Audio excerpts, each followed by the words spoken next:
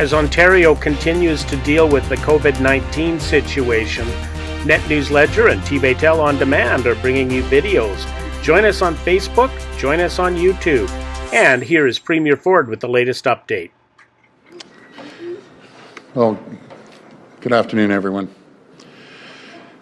I want to start by thanking the thousands of retired nurse practitioners and nurses who've answered our call for support and have volunteered to help us with COVID-19 calls at Telehealth Ontario. They're absolutely incredible, and thank you. Thanks to their help, in the last 24 hours, we've gone from roughly 400 phone lines to over 2,000 phone lines and counting at Telehealth Ontario. So thank you again for those who have stepped up in a big way when we need it most. This is the true Ontario spirit. When crisis hit, the people of this province have responded to the call for help. They're rolling up their sleeves and getting to work. This is what it means to be Canadian. And it's this spirit, the Ontario spirit, that will see us through these difficult days. As many of you know, I've recalled the Ontario Legislature today for an emergency session. Your government is here to work on immediate relief measures for Ontario families and workers. Today's legislation is absolutely critical. As I said on Monday, no one should have to worry about losing their job because of this virus. We're looking out for you and your family. If you have symptoms or you've been asked to self-isolate, you won't need a doctor's note. If you're a parent and you need to stay at home from work to look after the kids, your job will be waiting for you when you come back. Right now, it is absolutely critical, I repeat critical, that as a society, we're all practicing social distancing and doing everything we can to slow the spread of this virus. We must do everything possible to avoid a situation where we see a sudden and dramatic spike in the number of cases, and as a result, add to the already significant burden on our healthcare system. As the Government of Ontario, we're taking important steps to flatten the curve. That's why earlier this week, we declared a state of emergency and enacted special powers to limit public gatherings, and at the same time, we're investing to build further capacity in our healthcare system. Employers, employees, businesses, and politicians, we all need to do our part to look out for each other and stop COVID-19. That's what I heard this morning on a call with the Retail Council of Canada and CEOs from Ontario's retail chains, including grocery, hardware, and pharmacy. I heard today that their number one concern is the health and well-being of their employees and the public. They're taking important steps to help, like reducing store hours, stepping up cleaning in stores, and adding sick leave and guidance for employees. We talked to them about options to help practice social distancing in stores, such as offering more pickup options for customers. One of the things I heard on the call today is they need more flexibility with deliveries from the warehouses so they can restock their shelves. Right now, municipal noise bylaws prevent them from accepting deliveries at certain hours. So we're going to bring temporary changes to allow them to accept deliveries 24 hours a day, 7 days a week, so people can continue to get the essentials they need. And what I heard was, despite some pressure on the system due to panic buying or the supply chains in Ontario and Canada remain strong. So I'm asking people once again, be patient and do your part to take pressure off our supply chains. Please don't hoard and don't panic buy. If we all do our part, there should be plenty of supply for everyone. I want to take a moment to recognize and thank the incredible employees throughout the supply chains that we're counting on right now. From the farmer producing food to the trucker delivering supplies to your local store, to people stocking the shelves, and especially those working at the cash registers. These people are working hard and doing their part for Ontario. Please thank them every chance you get. If you're in a retail store, walk by and thank them. And we will have to do our part. As I said earlier this week, we're looking at every possible way to help those workers and families impacted by reduced business hours or closures. We don't want you to worry about your job. We also don't want you to worry about how you're going to make rent this month. That's why I've directed that all eviction orders be suspended until further notice. We want to make sure you and your family can stay in your home during this difficult time so you can put your health and the health of others first.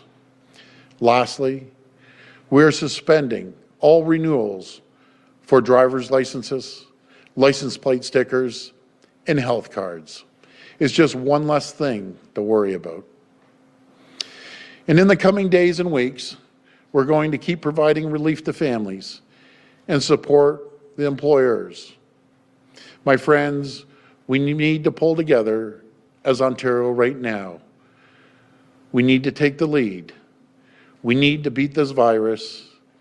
And if we listen to the experts, if we practice social distancing, if we stay the course and stay together, we will get through this.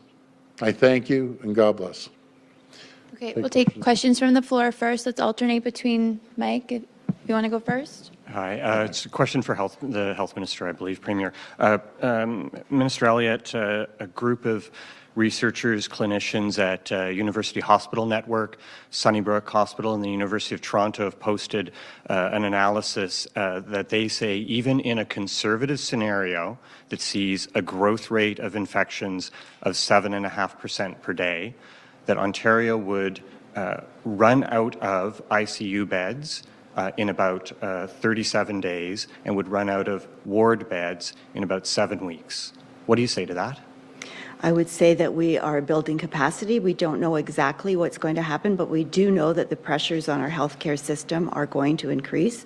We are looking at increasing bed capacity with the announcement that was made by the Premier the other day with respect to additional resources coming to us. We will be able to increase the number of beds in the areas where we most need them. We're also looking at other alternative measures where we can perhaps place some people who are alternate level of care that are currently in our hospitals to a setting that is going to be safe for them and appropriate for them. So we are doing everything that we can at the command table to build our capacity to have patients received at our hospitals and our other healthcare facilities. Okay, but if I look specifically at ICU beds and ventilators, which are clearly, there are clearly limits to those, this scenario is just 7.5% growth rate. Today, it was a 20% jump in new infections from overnight. How concerned should people be that the curve is not being flattened enough and that Ontario could, as these researchers say, run out of ICU beds and ventilators in about 37 days? I want the people of Ontario to know that we are certainly aware that there are going to be tremendous pressures on our healthcare system and that we are building our capacity in terms of hospital beds, healthcare beds generally, and in ventilators. We've just increased our in-house supply by 300 ventilators, and as we indicated in the briefing yesterday, we are working with auto parts manufacturers, for example, to see if they can retool their equipment in order to produce more ventilators. years. So we are increasing our capacity both in terms of places for people as well as the equipment that people will need. Hi, Premier. You mentioned that no one will lose their job if they have to stay home to take care of their kids. But what should healthcare workers do or other essential workers do if they don't have healthcare or they don't have daycare right now or kids in school right now? Well, first of all, we can't run the system without the healthcare workers, and we'll do whatever it takes to support them in any fashion.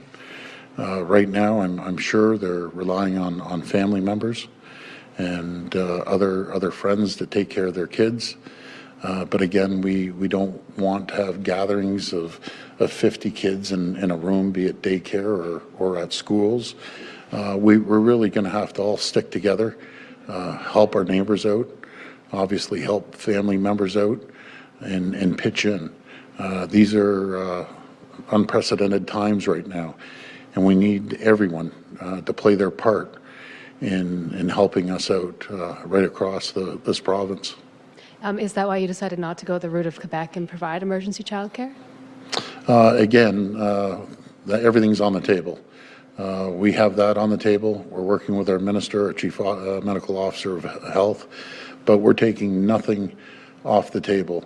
As the minister was saying about ventilators, and there was an article in the Star. Yeah, the Star writes great articles, and there was about this goes back to World War II measures. We're asking the business community to step up and make a transition on their assembly lines to start producing ventilators. I was on the phone till it was probably 11 o'clock last night, talking to manufacturers, some of the largest manufacturers, not just in Canada of automotive parts, but in the world.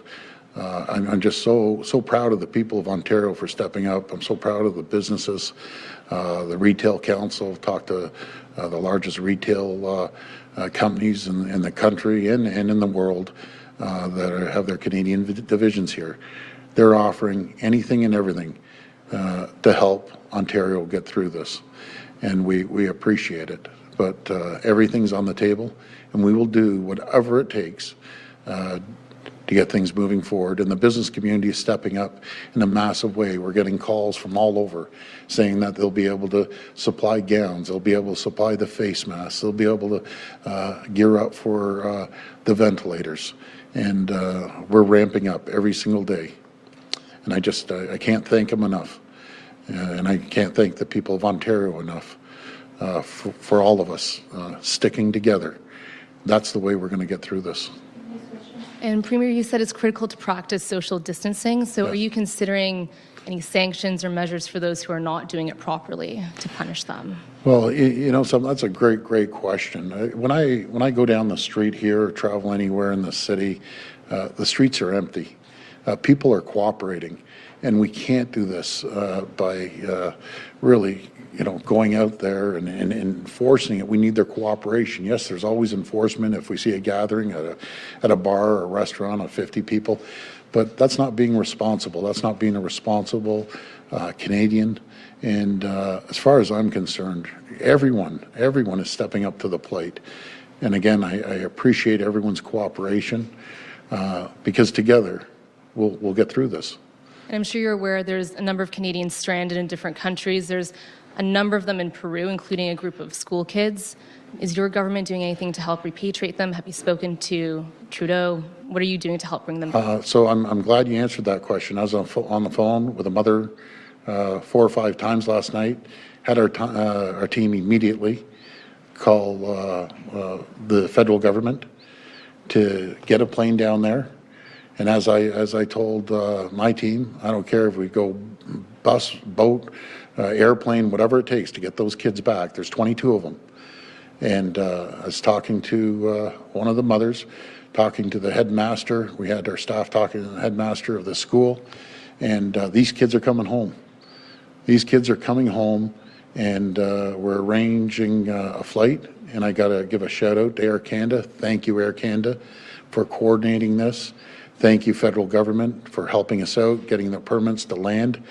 But we're in full communication. I literally just got off the phone with the mother again. I think it's probably our 4th or 5th call. and they're so grateful. But we can't wait on delays for bureaucracy or politicians or anyone to react. We can't wait 2 days, 3 days. We're acting immediately. And again, when I was on the phone last night, it was, I guess, 8, 9 o'clock at night when I had this phone call.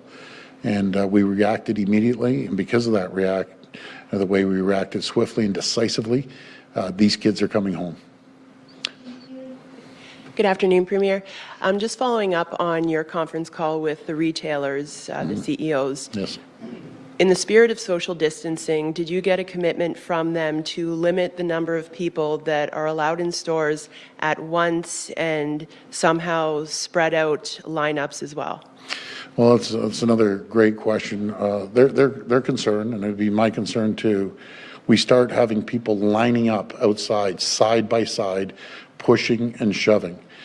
Some of these stores are very large. If we can, this is the theory, and I believe in this theory, if we can stock the shelves and reassure the public that they don't have to be going out and buying every single day, they'll be able to spread out a little more. But their concern is they're going to have lineups, everyone breathing on each other out in the lineups, and they said it would actually be worse. They're making sure that there's proper hand sanitizer, wipes, to wipe down the carts. They're doing 4 or 5 cleanings a day, so I'm told, and we're just going to have to make sure that, again, it goes back to the supply chain, not hoarding. Until people aren't panicking. We go back to this toilet paper issue. The last country in the world that should worry about toilet paper should be Canada. We have more pulp than pretty well any country. We have massive capacity at Irving on the 400, up at Kimberly-Clark and in Huntsville. We have the capacity. I'm just, again, asking the people, begging the people, please do not hoard the toilet paper. There's not a supply issue if we just take a case at a time or a bundle at a time. I've reached out to the hand sanitizers companies, making sure that there's anything that they need from our government to increase capacity. I just literally got off the phone with one of the large ones before I walked in the door. We have calls into the handy wipe companies like a Virox that are over in the 905 that do handy wipes. We're asking companies to make the transition with the distilleries. We have our ECDEV people calling every single distillery, asking if they could put one of their lines with the alcohol and water-based to convert over. As long as they have a proper warning label and they have a bottle, we don't care what bottle it's in. They could use their liquor bottles as long as it's properly labeled, so they won't have to change over. All hands are on deck right now. As I've told the Ontario Provincial Service, it is not business as usual. We cannot wait a day. We can't wait 2 days or a week for an answer. We want answers by minutes and by hours. Everyone is on full alert, and the business community is stepping up in a massive way. And we're getting increased calls to our newsroom about workers going on vacation outside of Canada, all over the world, returning home and refusing to go into self-isolation and going to work. Does the province have the power, whether it be through the Ministry of Labour or another ministry, to find the employer or the employee? And if so, is that something the province is going to start considering? People have to self-police themselves. It's common sense. You know, does it come to public shaming by your neighbors or your co-workers? Folks, we're in a critical situation right now. If you're coming back from a holiday, you aren't self-isolating. You're putting the people of Ontario at risk. You're putting your family, your kids, your grandparents, your mothers and fathers at risk. Please follow the guidelines that everyone else is following. Do not go into work. Do not go into public spaces. Do not be selfish and go out. Stay isolated for 2 weeks as we require. We don't have the resources and the police to be knocking on everyone's door and saying, are you staying in? We have a responsibility as residents of this province to make sure we all work together. Thank you. Question for the Health Minister, please. Yes. Minister, I'm just wondering to what extent there are solid lines of communication between the doctors in this province, healthcare system, and doctors in other regions or countries who are bearing the brunt of this, the worst form of this virus, sort of passing along knowledge, best practices, this sort of thing. There are open lines of communication, certainly with Dr. Williams and his colleagues across the country, and with the Center for Disease Control in the U.S., the World Health Organization. They are all sharing best practices now. This is a time when we all need to come together. If there is something that is working in a certain population, then we need to share that with everyone else, because we are all in this together, not just as Ontarians, but internationally as well. So there are very good lines of communication open. And just lastly, do we have a sense of what these tests are worth, how much they cost, each test?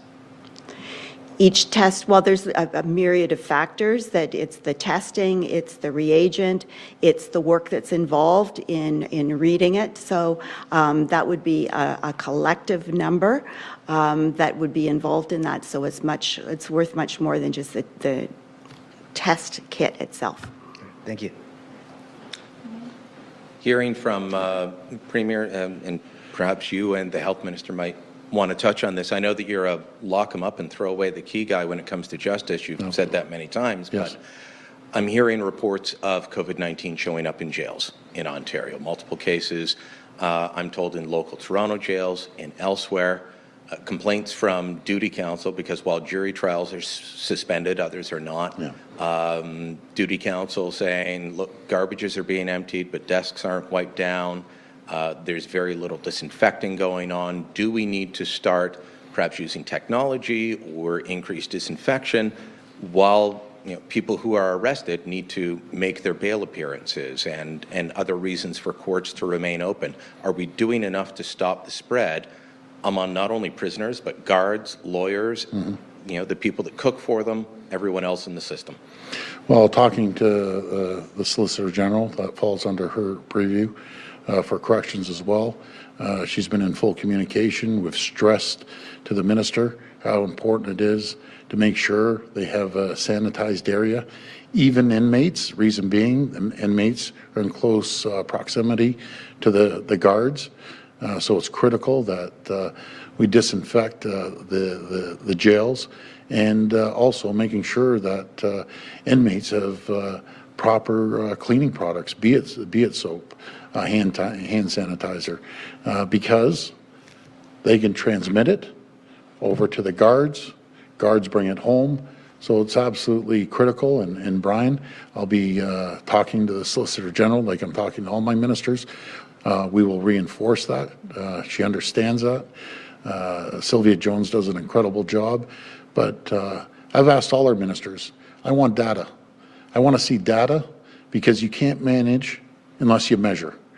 And we'll make sure we get the data coming in as we are right now on everything from the question you just asked me to supplies in healthcare.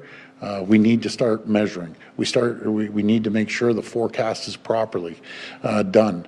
And as this goes up or hopefully flattens, we'll be able to have a good handle on it. But I will make sure that I reinforce that question with the Solicitor General today when we have our cabinet meeting. We have cabinet meetings every single day.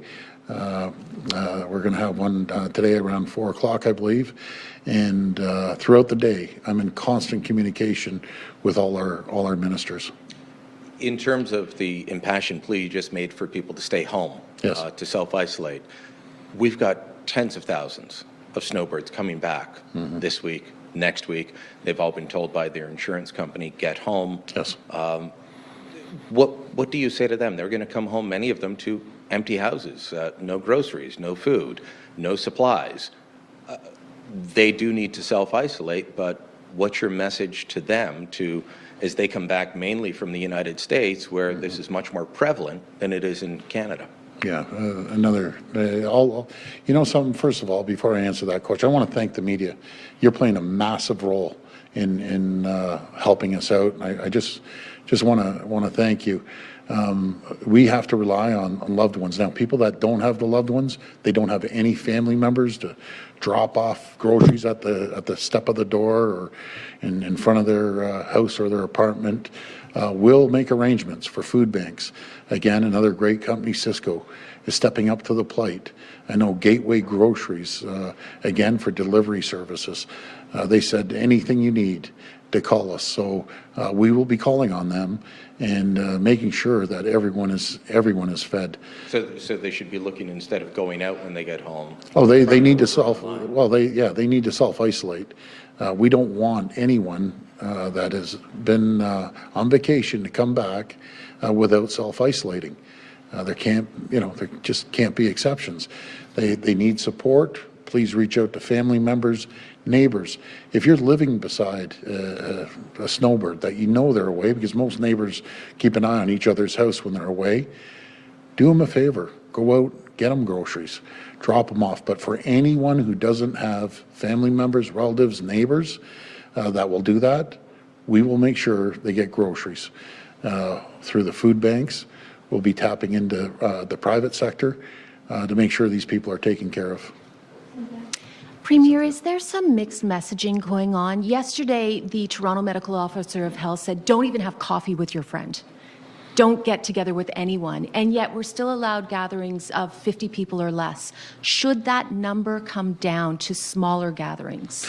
Well, I'll pass that over to the Minister of Health. And again, I'll follow the advice of our Chief Medical Officer of Health of Ontario. Good point, Cynthia. Everyone has to be singing off the same song sheet. I agree with that. I'll pass that over to the Minister. Thank you. It is a very good question, and we are certainly encouraging people to practice social distancing as much as possible, to be at home as much as possible, that having coffee is a great way to connect with people, but we're asking people if you can do it by phone or in another way, please do so, because this is so important to prevent the spread of COVID-19. As the Premier indicated, we have a responsibility to protect our own health, but really to protect the health of everybody around us. It really is a matter of life and death. It is very serious.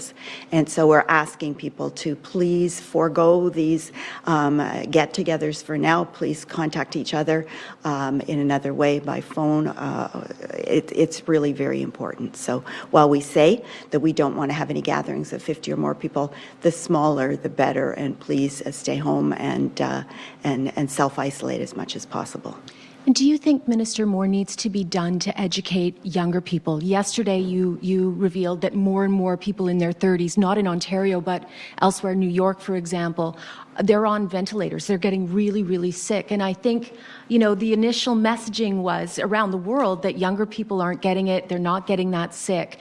Do we need to educate younger people? We've seen in Miami how they were all out having a great time. Are they taking it seriously enough? Do we need to do more to educate people that even if they're younger, they could still get sick or they could make somebody else very sick?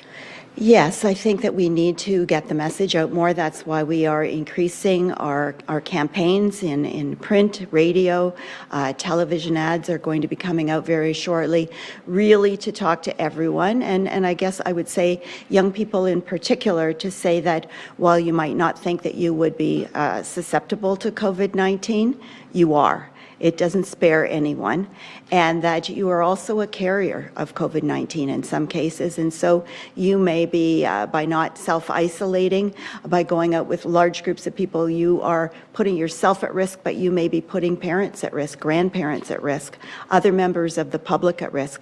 We need everybody to be very responsible about this, to recognize that we do have that requirement, really, to look out for each other, and that applies to the entire population.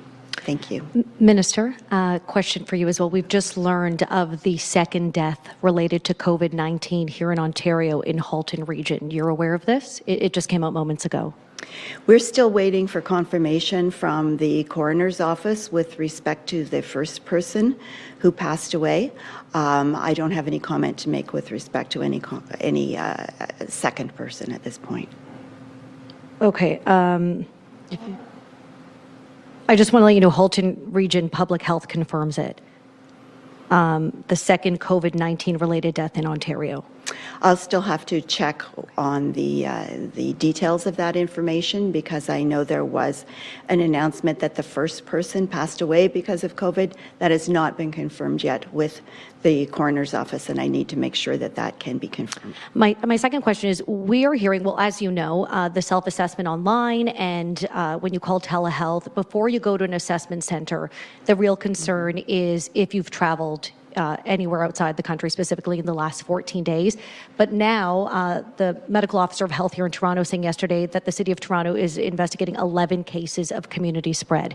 We are hearing potentially in a few days that recent travel will not be a requirement anymore for testing. Is that something you plan to announce soon? Well, as Dr. Williams has indicated on several occasions, we are seeing a spread in the community, that there is evidence that it is in the community. Whether he is prepared to call that community spread or not is really up to Dr. Williams to decide, and I'm sure that he will provide you with that information this afternoon. For the Premier or for Minister Elliott, the ventilator updates is exciting. When you talk about automakers who are stepping up to the plate to potentially change it up so they can build the ventilators, which automakers are these? Is it the Oakville plant or is it the GM plant in St. Catharines? Do we know? Martin Rea is offered to, if we get the design, that's what we need. We need the designs, and they'll be able to put something together. They said they had 400 people ready to move forward. Spoke to Don White over at Magnitude, the CEO. He was up late last night. We were discussing the largest automotive part manufacturer in the world. His words were, Doug, we will do whatever it takes to pitch in and help. These are the stories that the people need to hear about businesses around Ontario. Had a call from our Minister Yurek saying there's a company in his riding that is prepared and ready to start making ventilators, and everyone needs to step up. We have the capacity. There's no region, in my opinion, after traveling around Ontario for the last 2 years, there's no region in North America that is more diverse.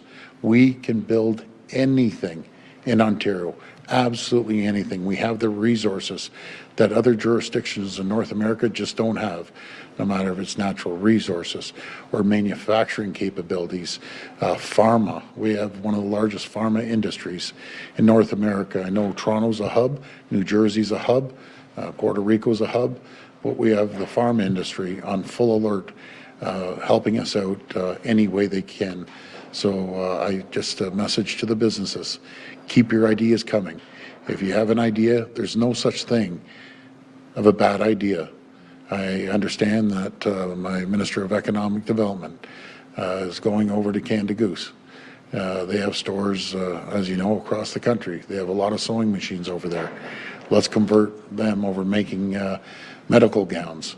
And again, any company that has sewing machines, we need to hear from them. Some might work, some might not work, but it doesn't hurt to try. It's all hands on deck right now. I guess it seems super early, but is there a time frame for that to actually happen with the automakers? Well, again, I was on the phone call late last night. Our team is all over this in full communication, making sure that we can get a hold of the design and drawings and make sure we have the parts. But there's no one, in my opinion, that understands manufacturing better than the two companies I mentioned. They're saying we will provide the staff at no cost, our expertise at no cost. As Don was saying, we may not be the right company, maybe someone else, but we have the resources to support them. And this is companies pulling together and making sure that they're doing the right thing for the people of Ontario and Canada. We can't rely on importing these ventilators from over in Asia or other places around the world. We have the people, we have the capacity, and we're gonna start manufacturing here in Ontario. Question for the Minister of Health. we're getting reports that as much as assessment centres in Toronto and the GTA have all the supplies that they need, on Monday at least, an assessment centre in London said they didn't have the supplies they needed to conduct tests.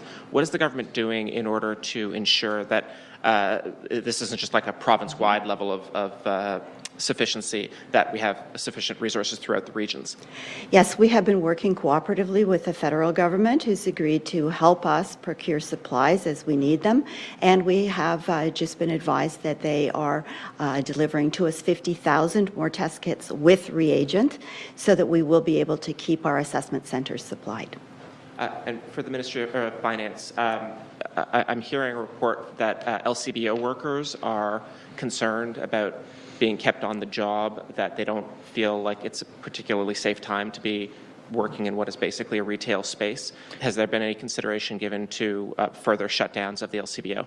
So the reduction in hours was in part in response to that. I've been in touch with the CEO as well with Smokey Thomas, the head of the union that represents those workers, to make sure that we're putting the health and safety of the workers at the forefront. So there's active discussions, as there are, and as the Premier mentioned, I think all of the retailers in Ontario appreciate the vital role that they play right now. And so the recent reduction of hours was to make sure that there was more time for making sure that the stores were cleaned. And we're going to continue to work with Labour and management to make sure that that we keep it that way. And I'm sorry, just no further reductions in hours are currently in the plan?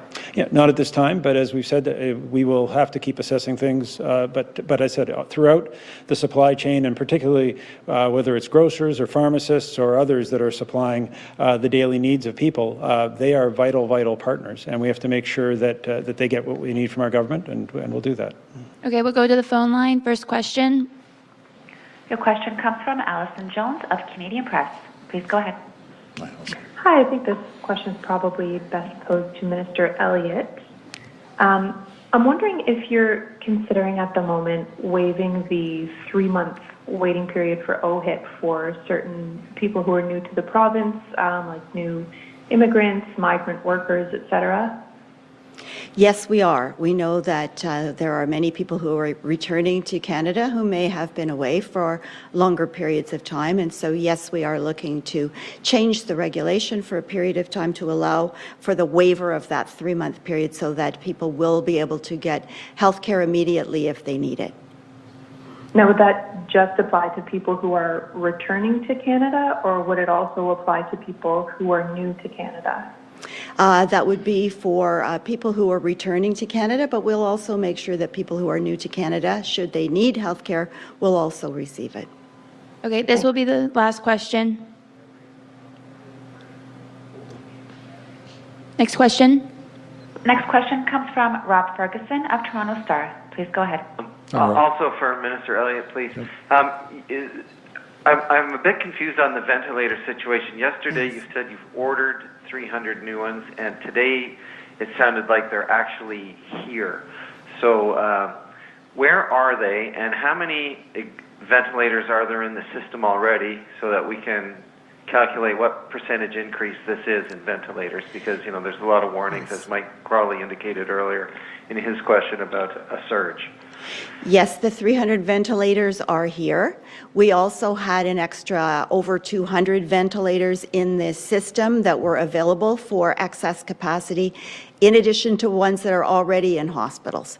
So we have a good supply now, but we're looking to increase it, of course, should we need increased capacity, hence the discussions that the Premier and others have had with the auto parts manufacturers.